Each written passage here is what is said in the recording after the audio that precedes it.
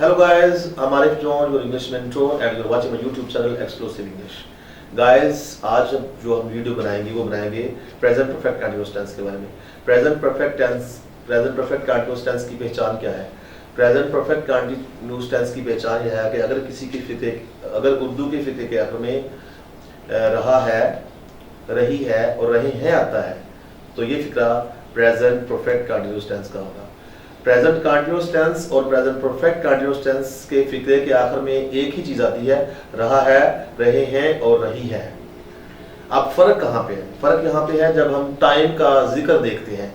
अगर तो मैं कहता हूं कि बच्चा सुबह से पढ़ रहा है, तो ये प्रेजेंट परफेक्ट कंटीन्यूअस टेंस है। अगर मैं कहता हूं कि बच्चा पढ़ रहा है, तो ये प्रेजेंट कंटीन्यूअस टेंस है, क्योंकि सिंपल के अंदर टाइम का जिक्र नहीं होता और प्रेजेंट परफेक्ट टेंस के अंदर टाइम का जिक्र होता है।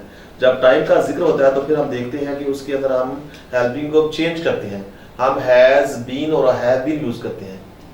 यानी कि सिंपल प्रेजेंट कंटीन्यूअस टेंस के हेल्पिंग वर्ब है इज, आर, एम, लेकिन जबकि प्रेजेंट परफेक्ट कंटीन्यूअस टेंस के हेल्पिंग वर्ब है हैज बीन और हैव बीन। अब हैज बीन कहाँ आता है और हैव बीन कहाँ आता है, इसको डिस्कस कर लेते हैं। थर्ड पर्सन सिंगुलर के साथ हैज बीन यूज करते हैं और बाकी सब के साथ हैव बीन यूज करते हैं।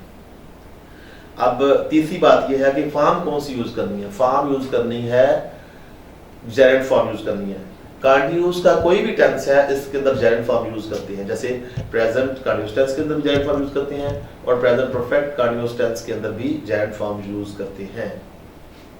अब हमने देखा कि बच्चा सुबह से पढ़ रहा है, तो हम यूज करेंगे a child has been reading since morning. अब मैंने सिंस कहाँ यूज किया है, या किया है या करना है। अब सिंस और फार के ऊपर एक पूरी वीडियो बनाऊंगा मैं, वो आप काइंडली सब लोग देख लीजिएगा। लेकिन अभी जो मैं आपको जनरली रैंडमली बता देता हूँ कि सिंस मॉर्निंग होता है, सिंस इवनिंग होता है, सिंस मिडनाइट होता है, सिंस आफ्टरनून होता है। तो जब टाइम का हम नाम रख देते हैं तो फिर हम सिंस यूज करते हैं, अदरवाइज फार यूज करते हैं। तो जब इसका नेगेटिव करना है, बच्चा सुबह से पढ़ रहा है, तो नेगेटिव करने के लिए बीन और हैव बीन के दरमियान नॉट आ जाएगा, तो ये नेगेटिव बन जाएगा।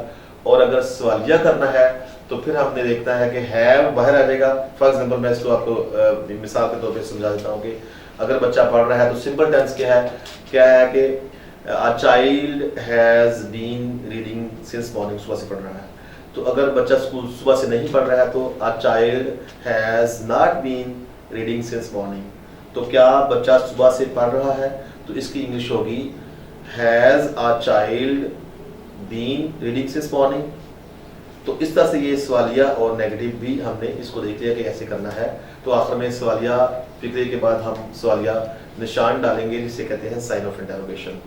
तो बराए करम आप सबसे गुजारिश है कि मेरी नई आने वाली वीडियो को देखने के लिए मेरे चैनल को सब्सक्राइब कीजिए, जिसका नाम है एक्सक्लूसिव इंग्लिश। लाइक कीजिए, शेयर कीजिए, ताकि बहुत से लोगों तक ये वीडियो पहुंच सके और बहुत से लोग इससे फ़ायदा उठा सकें और हम सब मिलकर ग्रो कर सकें। Thank you very much.